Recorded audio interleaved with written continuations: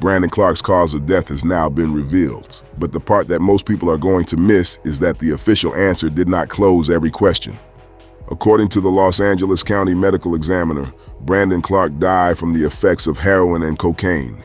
His death was ruled an accident, but there was another detail reported with that ruling. Multiple prescription medications were also listed as a significant condition. And right now, the public still does not know what those medications were, why they were listed, or how they fit into the final weeks before his death. That is why this story is not just about the headline, it is about the timeline. Because weeks before Brandon Clarke was found unresponsive, he had already been arrested in Arkansas. There was body cam footage.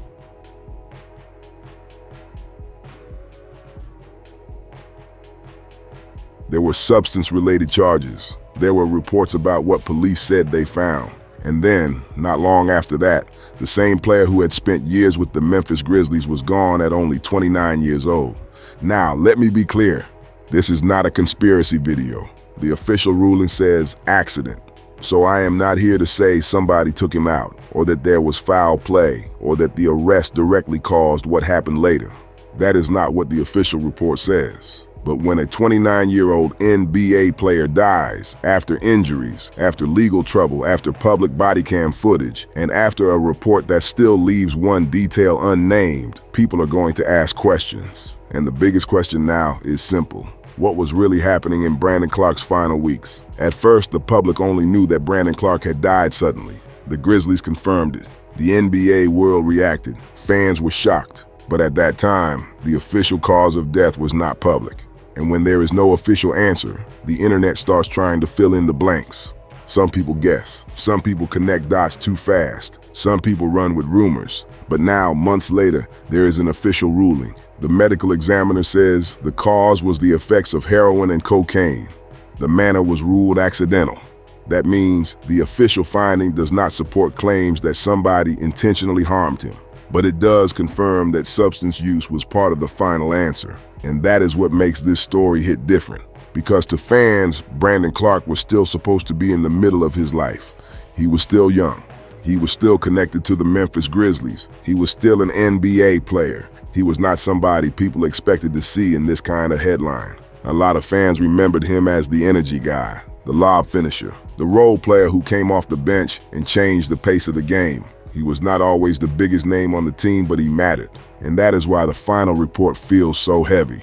Because the public version of Brandon Clarke was basketball, Memphis, Gonzaga, comebacks, injuries, potential. But the final report revealed a much darker ending. And then there's the detail people may skip over.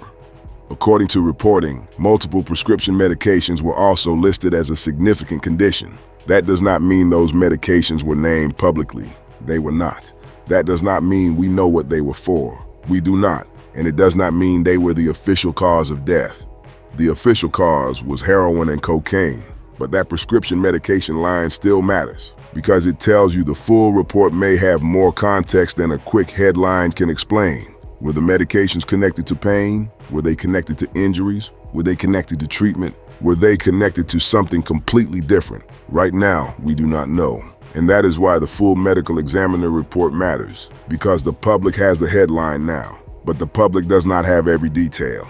And when you look at Brandon Clarke's final weeks, that missing context becomes even more important. Because before his death, Clarke had already been arrested in Arkansas. Reports said he was stopped after driving at a high rate of speed. Police body cam footage later showed part of that encounter. Officers reportedly found items connected to kratom. And Clarke was heard explaining that he believed it was legal. That part is important because kratom laws are not the same everywhere. Something can be available in one place and illegal in another. But Arkansas treated it seriously, and Clarke ended up facing charges connected to that stop. Now again, we have to keep the facts straight. Kratom was not listed as the official cause of death. The official cause was heroin and cocaine, so you cannot take the Arkansas arrest and say, this is why he died. That would be irresponsible. But the arrest does belong in the timeline, because it happened weeks before. It involved substances. It became public. And after his death, people naturally look back at that moment differently.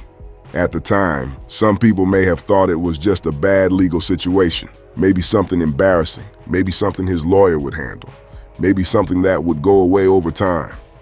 But after the final report, that arrest feels heavier. Not because it proves everything, but because it was one of the few public signs that something around Brandon Clarke's life had shifted. That is what makes this story uncomfortable. Sometimes the warning signs do not look like warning signs until after the tragedy happens. When the arrest first happened, people were probably thinking about charges. They were thinking about his career. They were thinking about whether the Grizzlies would say anything. They were thinking about whether he would be in trouble with the league. But nobody knew that weeks later the conversation would be about his death. And that brings in another layer, the injury situation. Brandon Clarke's career had already been slowed down. He suffered a major Achilles injury in 2023. After that, his path back was not simple. There were setbacks, there was time away from the court. And in his final season, he barely played. That matters because fans often look at NBA players like they are protected from real-life problems. They have money, they have trainers, they have doctors, they have access, they have people around them. But none of that automatically protects somebody from pain, pressure, isolation, or bad decisions. When an athlete is playing every night, life has structure. Practice, games, travel, teammates, film, treatment, routine. But when injuries take that away, everything can feel different. One day, you are part of the rotation. Then suddenly you are watching from the side, rehabbing, waiting, trying to get your body back, trying to prove you still belong. And while you were trying to recover, the league keeps moving without you. Now, we do not know what Brandon Clarke was feeling privately. We do not know what he was dealing with behind closed doors. But we do know injuries had interrupted his career. We do know he had been away from the court. We do know there was a serious arrest weeks before his death. And now we know the official cause involved heroin and cocaine, with prescription medications reportedly listed as a significant condition. That combination is why people are asking deeper questions, not gossip questions, human questions. Was the arrest a warning sign? Were people around him worried? Were the prescription medications connected to his injuries? Was he dealing with pain? Was he struggling in a way the public never saw? Those questions do not mean we should guess, but they do show why this story still feels unfinished. Because the medical examiner answered the biggest question, but the final weeks still need context. And that is where a lot of these quick reports are going to fall short. They are going to say, Brandon Clarke cause of death revealed. And technically that is true, but that is not the full story. The fuller story is that a young NBA player died at 29. His death was ruled accidental. The official cause involved heroin and cocaine. Prescription medications were reportedly listed as a significant condition. And weeks earlier, there was a public arrest that now sits inside the final timeline. That does not mean the arrest caused the death. That does not mean the prescriptions caused the death. That does not mean anybody else is responsible. But it does mean the last stretch of Brandon Clarke's life had more going on than fans understood at the time. And that is what makes this sad, because Brandon Clarke was not just a report. He was not just a name in a medical finding. He was a person, a son, a teammate, a player people rooted for, a guy Memphis fans watched during one of the most exciting eras of that team. He came into the league with energy. He played hard. He gave the Grizzlies real minutes. And for a while, it looked like he was going to be part of that young core for a long time. That is why this ending feels so sudden, because 29 is not old. In sports, 29 is usually when people are talking about how a player can come back from injury, not how they died. But now the conversation is different. Now people are looking back at every public detail. The injuries, the arrest, the body cam, the final report, the prescription medication line, and the unanswered questions. And that is why the next thing to watch is the full report. Because right now, the public has the official cause and manner, but the full report may explain more. It may give more detail about the toxicology. It may explain what prescription medications were listed. It may provide more scene information. It may give a clearer picture of the final hours, or it may leave people with even more questions. But either way, this story does not feel fully closed yet. The cause is official.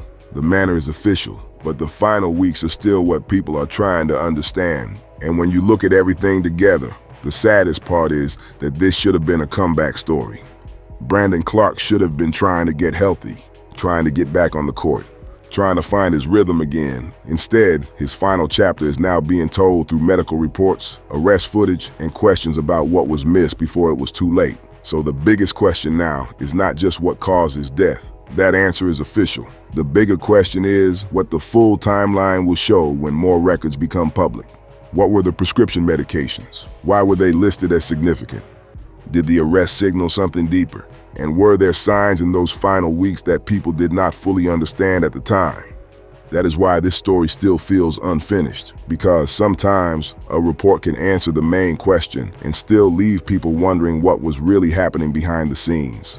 Now the official ruling is here, but Brandon Clarke's final weeks are still the part people are trying to piece together. If you want the next chapter when the full report or new records become public, subscribe.